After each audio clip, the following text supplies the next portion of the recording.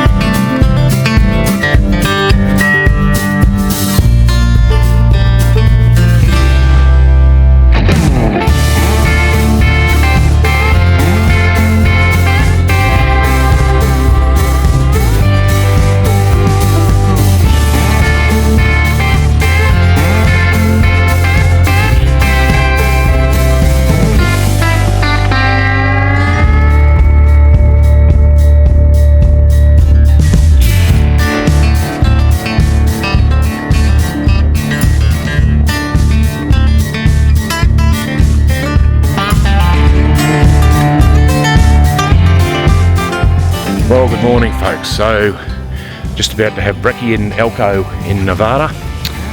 Then we're heading up the 225 through some beautiful mountainous country, through to the I-80, and then basically be on the I-80 for a little bit, and we'll follow the Snake River, and we'll end up in Twin Falls.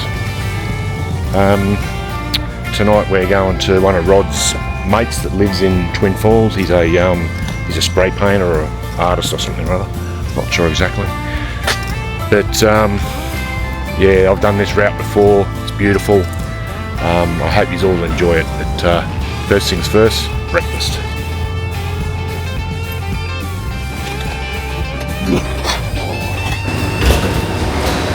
Oh. Over here, Stu. Here's the boys. Here's the boys. Here, over here. What have we got going on here, Rod? Such a good breakfast to start the day. Beautiful. Bit of bacon and Bacon eggs. and eggs and fruit. Yeah. And a disgusting coffee. No, it's just not bad. What have we got here, right? Chase? Poached eggs on toast. Yum. Oh, faithful. And I'm just a fat fella that I've got sort of a Denver omelette. I just put my own ingredients in, and a hash brown, bit of toast, a bit of coffee. We got something. Good way to start the day, boys. Perfect.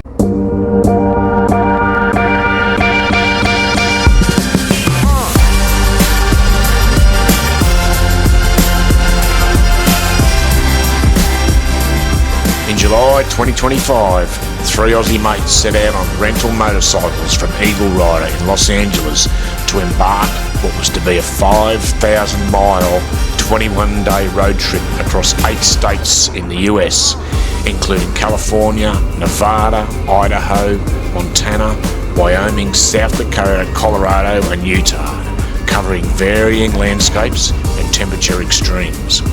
The intent of the road trip was to attend the Sturgis Motorcycle Rally in the Black Hills of South Dakota and to ride iconic roads, visit historic towns and national parks, and to experience the homely culture of the people of the United States.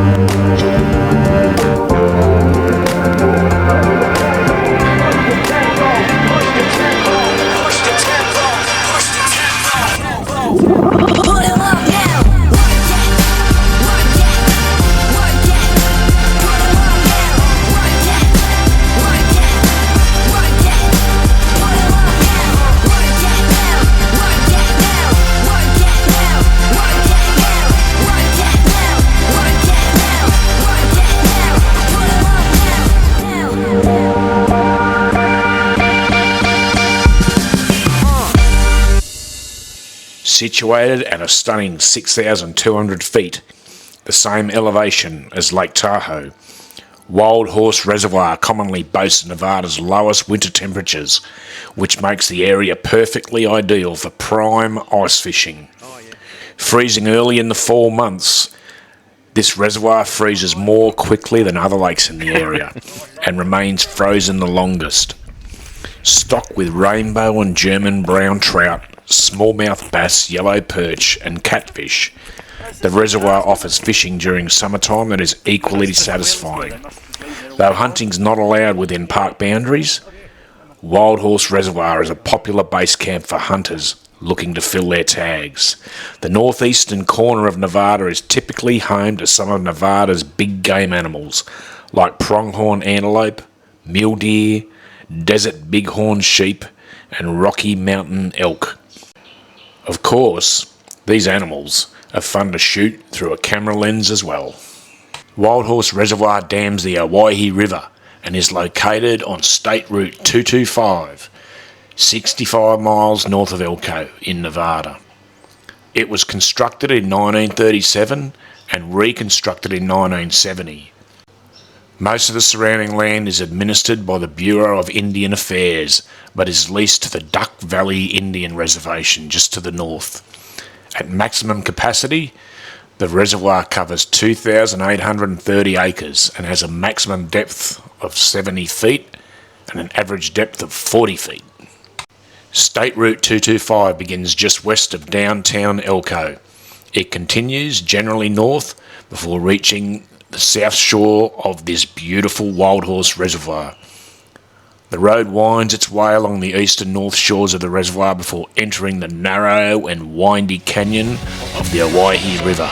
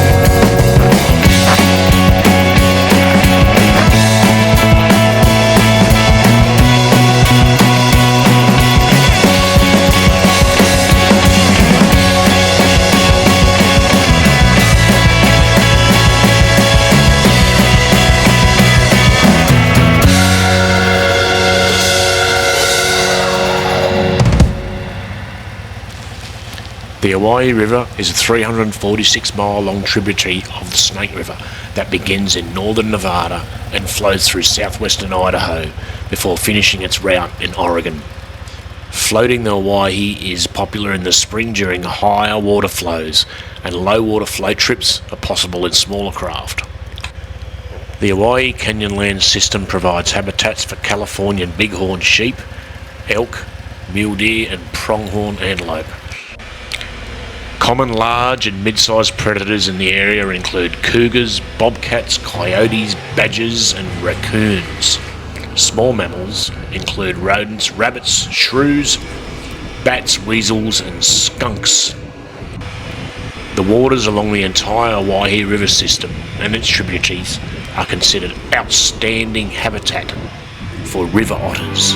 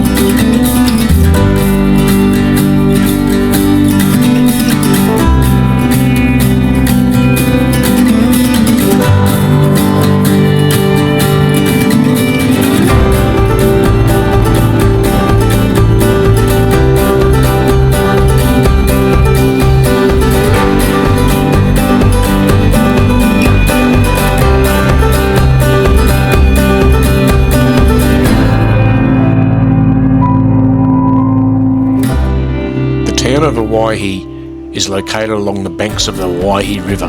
The population is around 1,000 and is the primary town of the federally recognised Shoshone Paiute Tribe's Duck Valley Indian Reservation, which covers portions of northern Nevada and southern Idaho, and the majority of its population are Native American.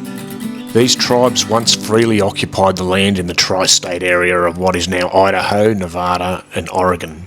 This changed with the coming of migrants from the eastern United States and Europe, especially after the mid-19th century. Land and resources were wrested away from the Shoshone and Paiute. The tribes made treaties with the United States, of which some were ratified by the Senate. The chiefs signed all the treaties in good faith and for the survival of their peoples.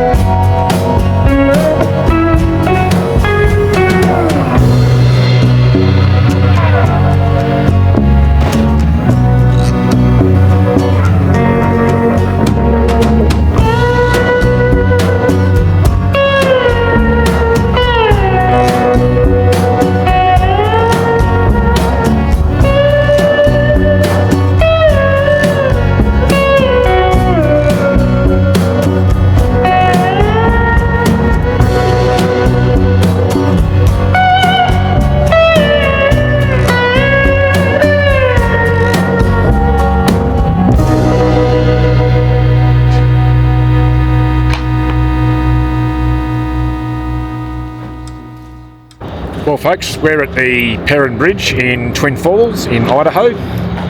So this bridge spans the Snake River Canyon. So the Snake River's there down below me. The bridge is about 1,500 feet long. It's got great pedestrian walkways, which I'm on right now. I just walked underneath the bridge. Yeah, just beautiful views. We've seen base jumpers here jumping off this bridge and landing down there on the other side of the water there, and then to get back up they have to actually scale the cliff face. So I'll just give you a look around at that. So here's the canyon. So up that way, round the corner and up a few more miles is Shoshone Falls. That's where we're going next. Heaps of people out on the water today, just enjoying the beautiful cool water. It's pretty warm here today.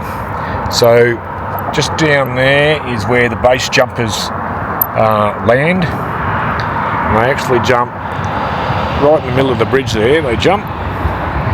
Parachutes open, and I've filmed one landing down there, and they got a target, and he was spot on with it. And then you can see a little trail going up, and then they climb up that cliff face there to get back up top to have another go. So I think it's more precarious going back up that cliff face and jumping off, but I wouldn't really want to do either. Anyway, this is a beautiful spot. I love Twin Falls. So we'll probably get back on the road now. We'll go and have a look at Shoshone Falls and see you on the road.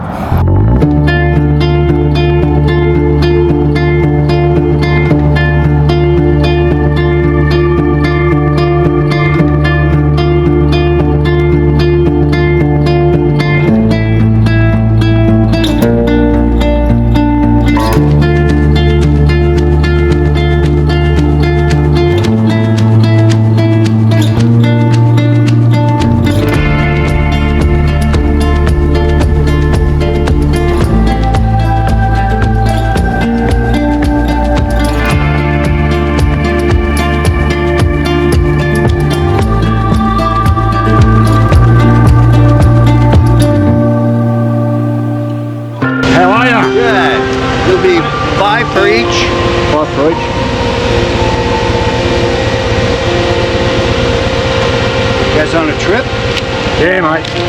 Slowly heading to Sturgis. Nice. Slowly. There you go, there's all three. All right. Stay to the left as you come down this first hill. Yeah, I'll be in before. Thanks, mate.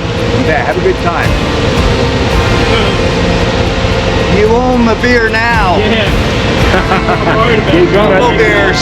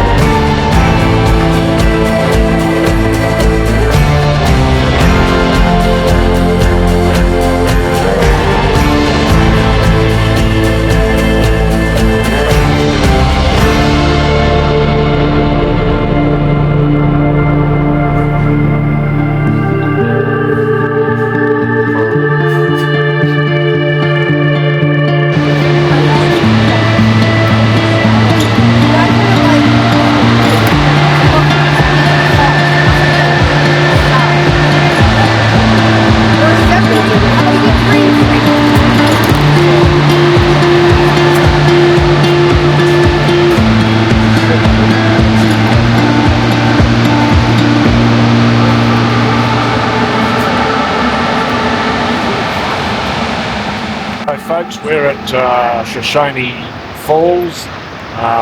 This is Snake River and Snake River Canyon. And just downstream from where we are, about a mile, is where Evel Knievel jumped over on his rocket-powered motorcycle. Did you know that? Didn't know that, no.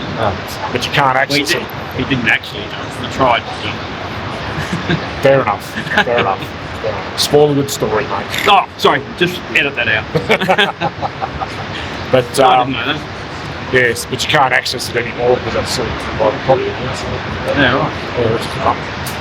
So Snake River is the longest in the on the western side of the United States. Can't remember exactly how long it is now, but 28 years. Jace, awesome. Shoshone Falls.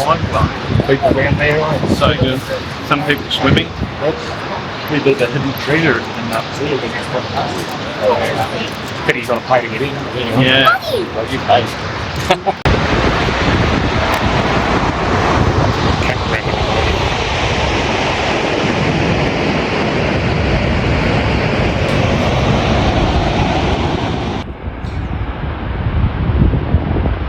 Yeah, it's a pretty cool place.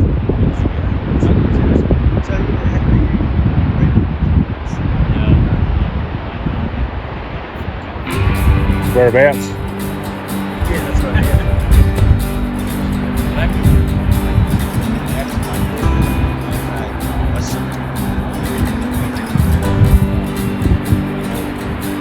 So this is the Snake River, like I showed you earlier on. We're currently at a mate's place in Twin Falls. So we're just having a barbecue, and this is his backyard. This is 50 yards from his house, just over the back behind me. Snake River, one of my favourite rivers in the US, alongside the